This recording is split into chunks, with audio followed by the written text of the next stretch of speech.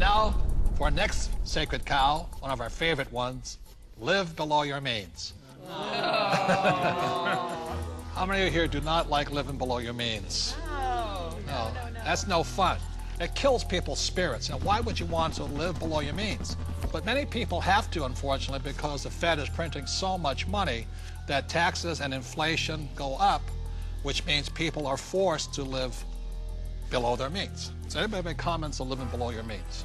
Well, if you're on a paycheck, you have that one income coming in, and if you're just one person, you've only got 24 hours in a day to work. So there is a limit to how much you can work to get those paychecks coming in. So in that situation, you are forced to live below your means. Well, and the key here is to raise your means. I mean, that's the idea.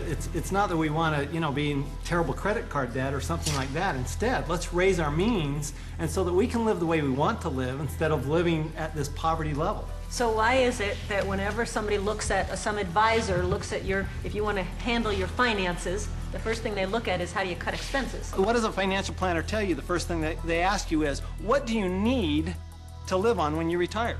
They never ask you, what do you want? Time out. Robert and I definitely do not believe in living below our means. When we met in 1984, we had nothing. But every year we would get together at New Year's and we would set our goals, health goals and this goals. But we also had asset goals, what goals were we going to add every single year. So that's why it took us only about 10 years from 1984 to 1994 to become financially free. Because we just kept adding assets every year. And we continue to do the same thing today, simply because it's fun. It's exciting. It is. One of the best kept secrets. Getting rich is fun. It is fun. That's a lot of fun. And if we want to buy a luxury, if we want to buy a new car, we first buy an asset. So we buy the asset, and the cash flow from the asset pays for the payment for the car. Yes. So that it's again, never living below your means. It's expanding your means through acquiring assets that give you cash flow that gives us all those good things in life. The point here is this. There's assets and liabilities. The way you increase your means is acquire more assets. Not houses, not cars, but assets. So the reason so many people struggle financially is they have no financial education. They may be a good doctor, a lawyer, accountant, or a rock star, but if they don't know the difference between assets and liabilities, and they keep buying liabilities instead of assets, they have to keep living below their means. And not even if you're single or not, if you're on a fixed income, if you're an E and an S, your income is limited. Look, there's 4 major expenses that keep E's and S's poor. Number 1 is tax, and taxes are going to go up because the Fed is printing so much money all over the world. 2 is debt. People leave college with tons of debt, credit card debt to make ends meet, and then their house because they think it's an asset. 3 is inflation.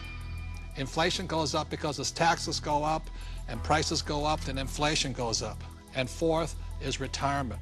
You must put something away for the day you stop working. So those are the 4 main reasons E's and S's, as a general rule, have to live below their means. But if you have financial education and live on the B and the I side, you can increase your means by increasing assets. I think a lot of people accept mediocrity, and in order to be able to grow in business, in order to make more money, you have to step out of that comfort zone and stop being mediocre. Or hoping the government's going to save you.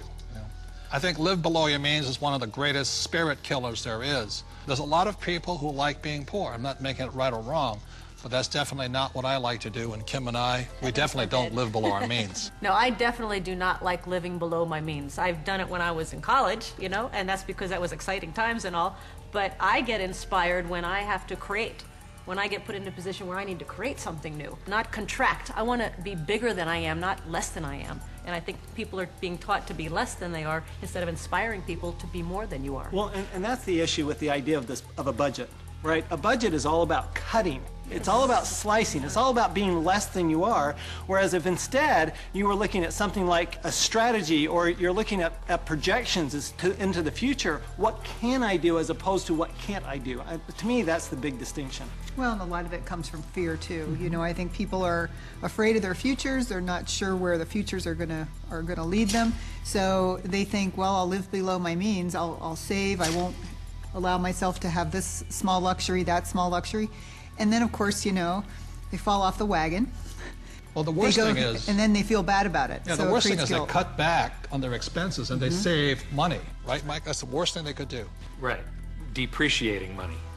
It all goes back to the questions you ask. I mean, when you say, I can't afford it, I don't have the money for that, you know, a better question would be, how can I afford it? How can I get the money for that? Expands your mind. And you know, in my community where I grew up, living below your means was pretty much a step up. Just being honest. We didn't have any means, and we didn't live, and we didn't know how to live. It was basically survival. And some of the ways we created those means were, of course, by legal definition, illegal. But you know, that was the way we survived, and that was the way we got by. So now, living below your means is something is completely opposite to abundant living, which is what I believe in my faith is abundant living. The opposite of that, to me, is not the way that God intended for us to live. So that's why I think it's absolutely criminal our school system does not teach us much about money. And what they do teach us, they tell you put your money in the bank, which means you lose more money, and they talk to a financial planner who put you in mutual funds. That is not financial education. That is educating people to give more money to the rich. That will also cause you to have to live below your means. Yes. That's right. That's what they're training you to do. Well, and create a budget. while you're at it, you're going to be paying more and more taxes because you get no tax benefit for living below your means. And that's the problem is they say to a child, go to school and get a job or become a doctor and lawyer. You will pay more than your fair share of taxes, and then you too will have to live below your means. If you're playing defense instead of offense, you're just hiding and trying to play it safe and saving money, and you never manifest. You cannot be who you're supposed to be. I say it's time to get financially educated and take care of yourself.